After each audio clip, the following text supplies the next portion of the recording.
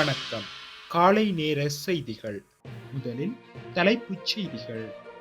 கனடாவில் பாரிய கொள்ளை சம்பவங்களுடன் தொடர்புடைய 18 பேர் அதிரடி கைது.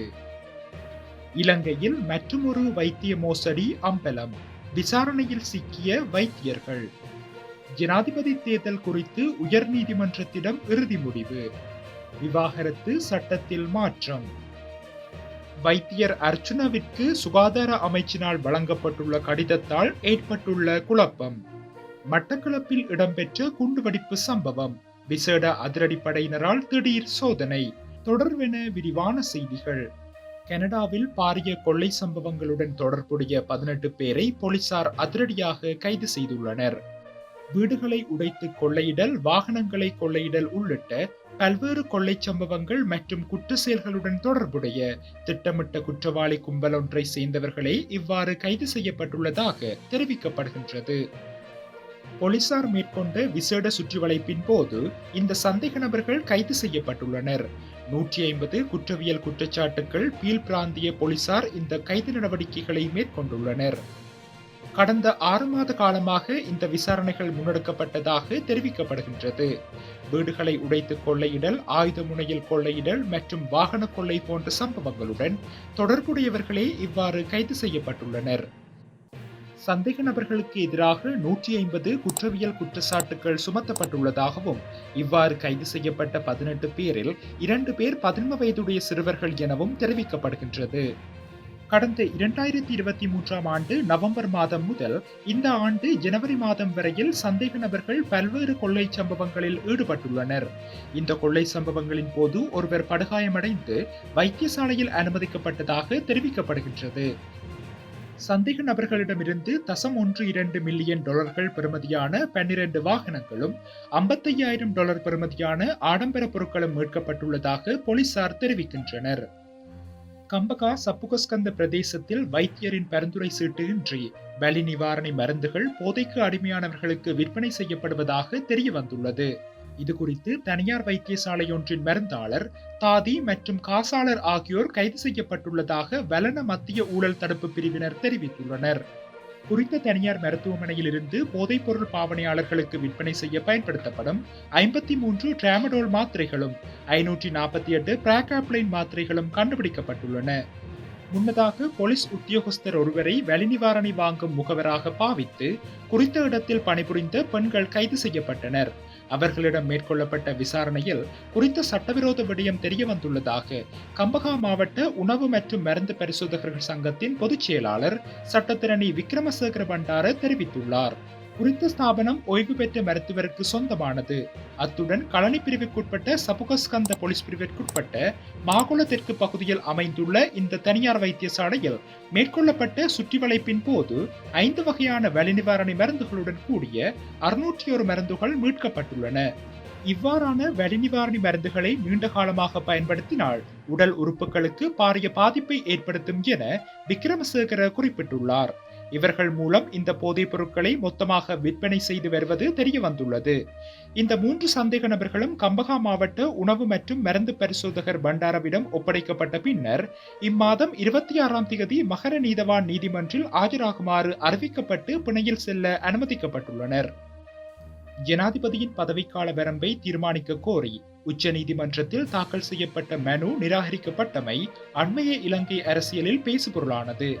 இதன் தொடர்ச்சியாக கடந்த வாரம் ரணில் விக்ரமசிங்க ஜனாதிபதியின் பதவிக்காலம் 5 ஆண்டுகள் என தான் நம்புவதாகவும் 2024ஆம் ஆண்டு ஜனாதிபதி தேர்தலை நடத்துவதற்கு ஆதரவளிப்பதாகவும் ஜனாதிபதியின் பதவிக்காலம் 6 வருடங்கள் என தீர்ப்பளிக்க கோரி உச்சநீதிமன்றத்தில் தொடரப்பட்ட மேற்படி வழக்கை நிராகரிப்பதாகவும் தெரிவித்திருந்தார். இந்த அறிவிப்பின் பின்னர் சடுதியான ஒரு வெளியிடலாக 22ஆம் அரசியல் சீர்திருத்தம் அமைந்திருந்தது. இங்கு நீதியமைச்சரின் உத்தரவுகளை மீறி ஜனாதிபதி 22ஆம் அரசியல் சீர்திருத்தம் வெளியிடப்பட்டது. இவ்வாறான பின்னணியில் இலங்கை அரசியல் களத்தில் எதிர்கால நகர்வுகள் எவ்வாறு அமையப் போகின்றன? ஜனாதிபதி தேர்தல் குறித்து ரணில் முன்வைக்க உள்ள எதிர்கால திட்டங்கள் என்ன? இவ்வாறான தற்போதைய இலங்கையின் அரசியல் கேள்வி நிலைகளுக்கு கொழும்பு பல்கலைக்கழகத்தின் பொருளியல் துறை பேராசிரியர் கோ அமிர்தலிங்கம் தனது கருத்துக்களை முன்வைத்துள்ளார். விவாகரத்து சட்டத்தை முற்றாக நீக்கிவிட்டு தவறு இல்லாத விவாகரத்து என்ற புதிய சட்டத்தை அறிமுகப்படுத்த அரசாங்கம் திட்டமிட்டுள்ளதாக நீதியமைச்சர் விஜயதாச ராஜபக்ஷ தெரிவித்துள்ளார். இதுகுறித்து அவர் மேலும் விளக்கம் தெரிவிக்கையில், தவறு இல்லாத விவாகரத்து சட்ட மூலம் தற்போது இறுதி செய்யப்பட்டுள்ளது. இந்த புதிய சட்ட மூலத்தின் மூலம் நீண்ட விசாரணையின்றி விவாகரத்து வழக்குகளில் தீர்ப்பு வழங்க நீதிமன்றங்களுக்கு அதிகாரம் வழங்கப்படுகின்றது.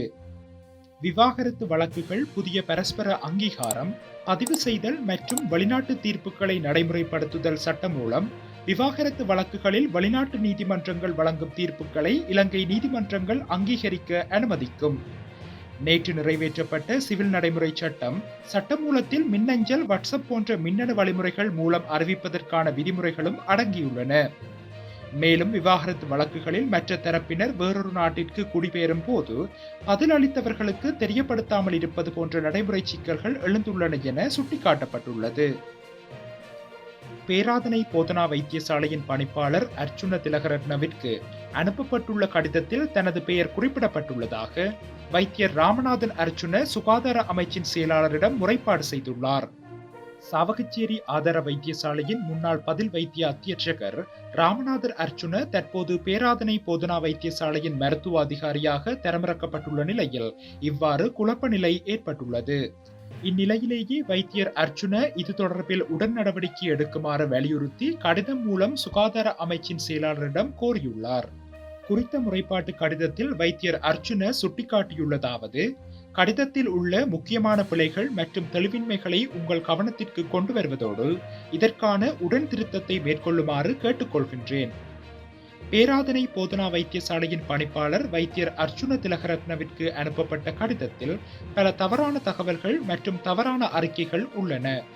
முகவரி மற்றும் உள்ளடக்க பிழை. தற்காலிக இணைப்பு எனும் கடிதத்தில் பேராதனை போதனா வைத்தியசாலை வைத்தியர் ஆர் அர்ச்சுன என்று தலைப்பிடப்பட்டுள்ளது.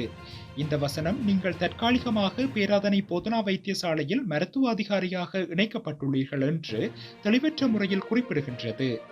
தற்போதைய பணிப்பாளரும் சிரேஷ்ட மருத்துவ நிர்வாக தர அதிகாரியுமான வைத்தியர் அர்ச்சுன திலகரட்ன மருத்துவ அதிகாரியாக இடமாற்றம் செய்யப்படுகின்றார். இது அவரது தற்போதைய பதவியின் அடிப்படையில் சட்டபூர்வமாக அனுமதிக்கப்படவில்லை என்பதை இந்த சொற்றொடர் தவறாக பரிந்துரைக்கின்றது. மேலும் இந்த கடிதம் எனது தற்காலிக பதவி நிலை குறித்தும் குழப்பத்தை ஏற்படுத்தியுள்ளது என ராமநாதன் அர்ச்சுன மேலும் தெரிவித்துள்ளார். மட்டக்களப்பு காத்தான்குடி போலீஸ் பிரிவிற்குட்பட்ட பூனச்சிமுனை பச்சை வீட்டு திட்டம் பிரதேசத்தில் இன்று காலை விசேட அதிரடிப்படையினரால் பாரிய தேடுதல் நடவடிக்கைகள் மேற்கொள்ளப்பட்டுள்ளன. கடந்த 15ஆம் திகதி குறித்த கிராமத்தில் உள்ள வீடொன்றில் இடம்பெற்ற குண்டுவெடிப்பு சம்பவம் மற்றும் கடந்த 22ஆம் திகதி அதே வீட்டின் முன்பாக இருந்து கண்டெடுக்கப்பட்ட கைக்குண்டு ஆகிய சம்பவங்களை தொடர்ந்து மேற்படி சுற்றிவளைப்பானது மேற்கொள்ளப்பட்டுள்ளது. இதற்கமைய இன்று அதிகாலை ஆரம்பிக்கப்பட்ட இச்சுற்றிவளைப்பின் போது போலீசார், ராணுவத்தினர் மற்றும் விசேட அதிரடிப்படையினர்கள் ஒவ்வொரு வீடாக சென்று மோப்ப நாய்களின் உதவியுடன் சோதனையினை மேற்கொண்டுள்ளனர். இந்நிலையில் கிட்டத்தட்ட 35 வீடுகள் இவ்வாறு சுற்றிவளைப்பு தேடுதல் நடவடிக்கைக்கு உட்படுத்தப்பட்டுள்ளன. அதேவேளை 28 போலீசார், 10 விசேட அதிரடிப்படையினர் மற்றும் 22 ராணுவத்தினர் என சுமார் 60 பேர் உள்ளிட்ட குழு இந்த நடவடிக்கையில் ஈடுபடுத்தப்பட்டிருந்ததாக காத்தான்குடி போலீஸ் நிலைய பதில் பொறுப்பதிகாரி எஸ் ரமேஷ் தெரிவித்துள்ளமை குறிப்பிடத்தக்கது.